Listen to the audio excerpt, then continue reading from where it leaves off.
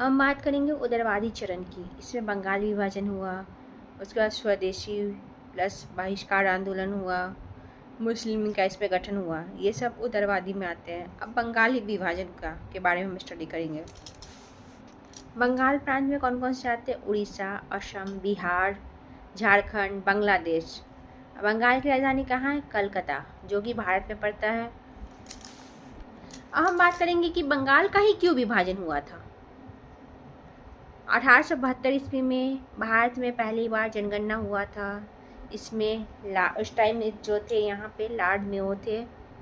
फिर 1881 पहली बार दशकीय जनगणना हुआ, जो कि प्रत्येक 10 वर्ष पे होता है।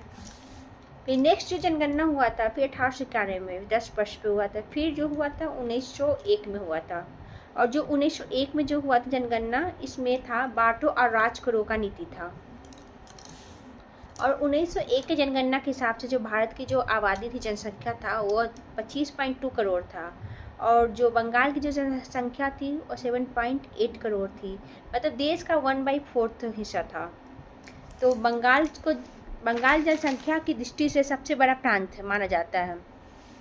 और हम बात करें मुस्लिम लोगों की, तो मुस्लिम की दृष्टि से भी बंगाल जो एक बड़ा प्रांत माना जाता है। जो 2.7 करोड़ सिर्फ मुस्लिम आबादी ही है। बंगाल का क्षेत्रफल कितना है? बंगाल का क्षेत्रफल जो है 1,89,000 वर्ग मील है। मतलब इतना बड़ा क्षेत्रफल है। भारत के वायसराय उस टाइम जो थे, भारत के वायसराय लॉर्ड कर्जन थे, जो कि 1899 से लेकर 1905 तक का इनका कार्यकाल रहा। बात करेंगे कि लॉर्ड कर्जन के ही टाइम में बंगाल का विभाजन हुआ। बंगाल का विभाजन होने का क्या क्या कारण थे? मुख्य कारण क्या थे? एक तो था कि प्रांत बड़ा था बंगाल। फिर उसमें जो है बहुत सारी, मतलब उसको उतने सारी जनसंख्या थे, लोगों को मैनेज करना मुश्किल हो रहा था, प्रशासनिक कठिनाइयाँ हो रही थी। और तीसरा था कि उसमें हिंदू मुस्लिम के बीच में जो एकता थी उनको कमज़ोर होता दिख रहा था। इसी कारण बंगाल का विभाजन किया गया। और इसका ये रीज़न दिया जाता है कि इस मतलब बंगाल का जो प्रशासन था सुचारू रूप से काम कर सके, इसलिए इसका विभाजन किया गया था। विभाजन के कुछ लोग धार्मिक आधार मानते हैं। तो धार्मिक आधार की हम बात करेंगे। इसमें आप धार्मिक आधार पर देख सकते हैं बंगाल को एक तो पश्चिमी बंगाल में किया गया था, जो कि कोलकाता आता है, दूसरा पूर्वी बंगाल में। इसमें पश्चिमी बंगाल में जो था वो 5.4 CR इसमें है। इसमें हिंदू 4.2 एंड मुस्लिम 90 लाख। और इसमें जो था पूर्वी बंगाल में Hindu 1.2 CR and Muslim 1.8 CR। जो पश्चिमी में था, पश्चिमी बंगाल, इसमें कोलकाता पड़ता है, इसमें हिंदू बहु क्षेत्र था। और पूर्वी जो था मुस्लिम बहु क्षेत्र है, जो इसमें ढाका का पड़ता है।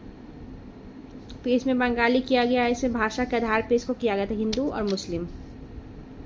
जिस टाइम बंगाल का विभाजन हुआ था उसमें भारत के वायसराय लॉर्ड कर्जन थे, गृह सचिव रिजले थे, और गवर्नर जो थे वो लीथ फ्रेजर था। अब हम बात करेंगे कि 19 महत्वपूर्ण तिथि कौन कौन सी थी।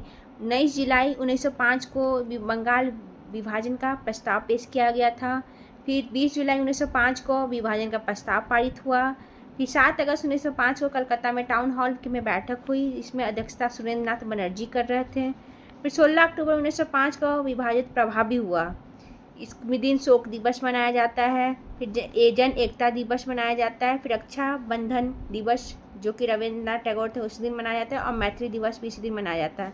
फिर 7 अगस्त 1905 को आगे की रणनीति देखी गई थी। इसमें विरोध का तरीका देखा गया था। इसमें आर्थिक नुकसान कैसे हो, इसमें स्वदेशी आंदोलन और बहिष्कार आंदोलन, 2 आंदोलन इसमें आयोजित किए गए थे। फिर महत्वपूर्ण कथन के हम देखेंगे। बंगाल विभाजन हमारे घाव पर नमक की तरह है। किसने कहा था? गोपाल कृष्ण गोखले ने कहा था।